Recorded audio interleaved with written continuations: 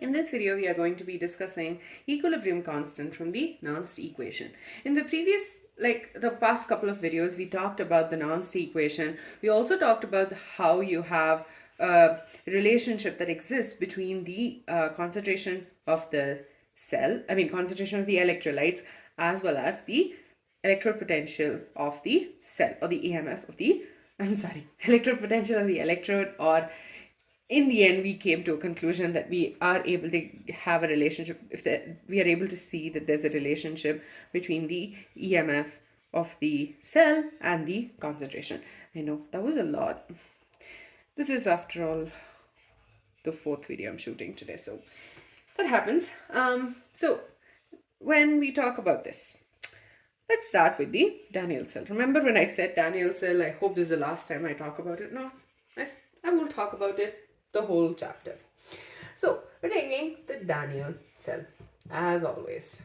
And I think the reason we do that is because you know the electrodes, you know the electrolytes, you know what the oxidation half cell and reduction half cell is for this reaction, and that's why it's easier to take the example of the Daniell cell. And I hope you do know that, and if you don't, definitely check out a video that I talk about all of this in detail.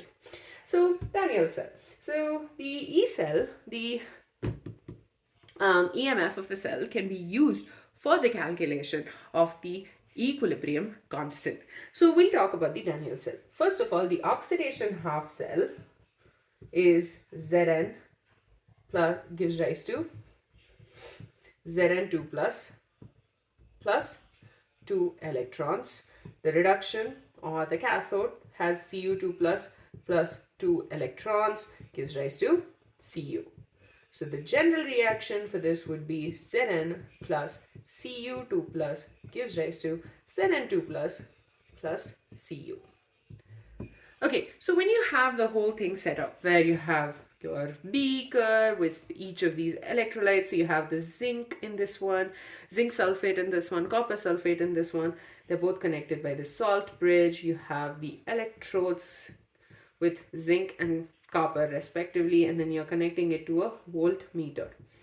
Now, before you switch it on, you have nothing happening, right? There's not going to be a transfer of electrons, you have nothing happen. But the moment you connect it, you have something happens, right? So initially you will notice that the electrons move from the zinc to the copper.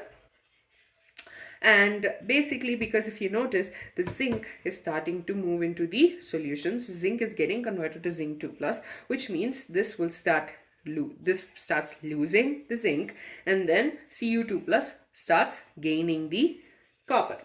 I mean, it starts converting to copper, and so the copper electrode starts becoming, it has more copper on it. So basically, as the reaction proceeds, what we notice is that the concentration of zinc increases and the concentration of Cu2 plus decreases. That's because Cu2 plus is getting converted to Cu, whereas zinc electrode is getting converted to Zn2 plus. So you have an increase in concentration of the zinc salt, or the zinc solution, and then you have a decrease in concentration of the copper. So basically what happens is, obviously when there is a change in the concentration, you're going to have a change in the reduction potential. So as the concentration of the zinc increases, the reduction potential will also increase. Okay, and as the concentration of copper decreases, the reduction potential also decreases. Okay, so this increase and this decrease will lead to it coming to a common point. So there will come a point where the reduction potential of the anode will be equal to, so reduction potential of the anode is equal to the reduction potential of the cathode. And at this point, your voltmeter will show a reading of 0. Okay, so reduction potential of anode equals to the reduction potential of cathode. Now, what will happen in the voltmeter? Okay, as you have the change happening, right? As you have all of this, the voltage on the voltmeter continues to decrease. Okay, and it decreases to the extent where it becomes equal to zero. And at zero, the reduction potential of both the anode and the cathode are equal. And if the reduction potential is equal, then you do not have the transfer, you do not have like, basically it reaches a state of equilibrium. That's what I'm trying to say. Okay, so at this point, the concentration of the zinc and the concentration of the Cu2 plus is equal to each other. Okay, so it's reaching the equilibrium spot.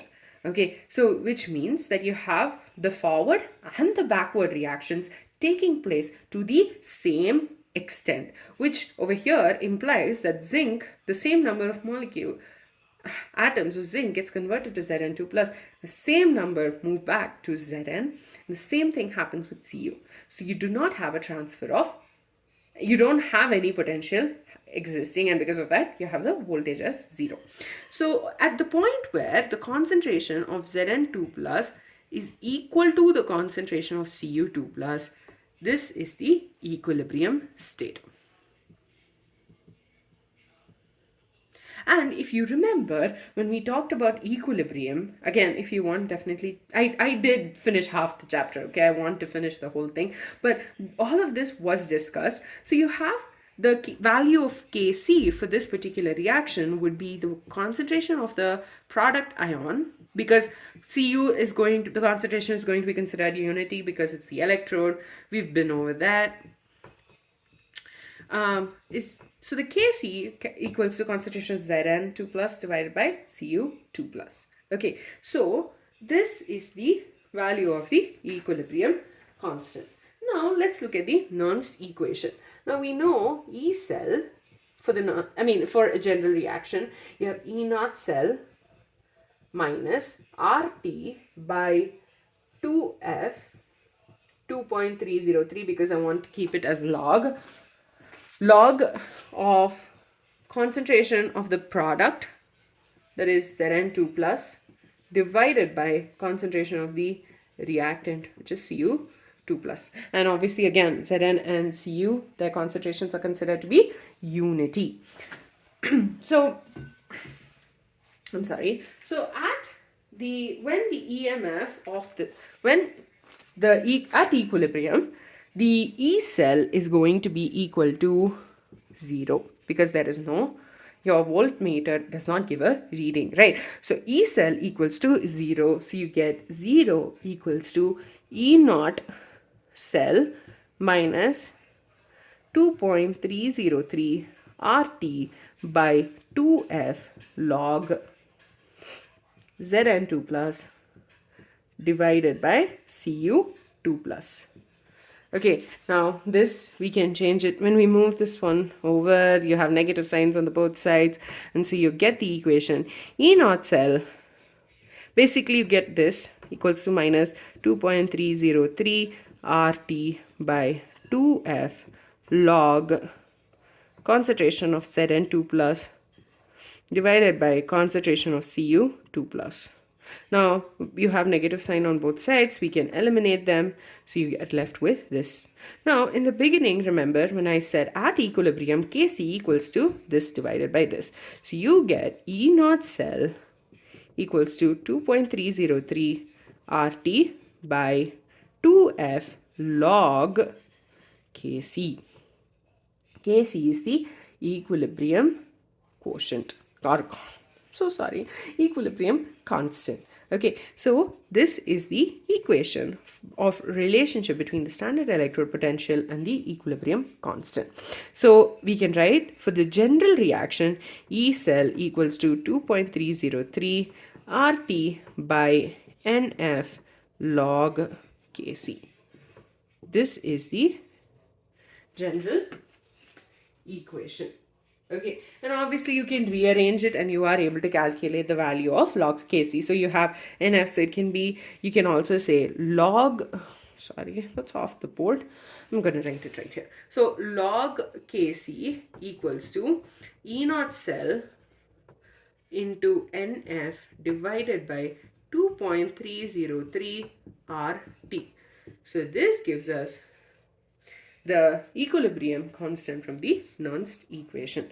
So we started talking about the Daniell cell as always. So initially you have nothing happening, but the moment you connect it, you have the concentration of zinc starts to, Zn2 plus starts to increase, and the concentration of Cu2 plus starts to decrease. And the increase and decrease in reduction, this leads to an increase and decrease in reduction potentials respectively. And then what happens is it comes to a point where the reduction potential of the anode equals to the reduction potential of the cathode. At this point in time, the concentration of the respective ions are equal to each other, which means that equilibrium has been achieved. The reason I keep saying this is because when you have the reduction potential of both the anode and cathode taking place, you will not have any value on the volt.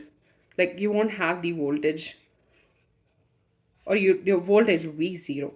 So at that point, the value of Kc, which is the equilibrium constant, equals to concentration of Zn2 plus divided by concentration of Cu2 plus.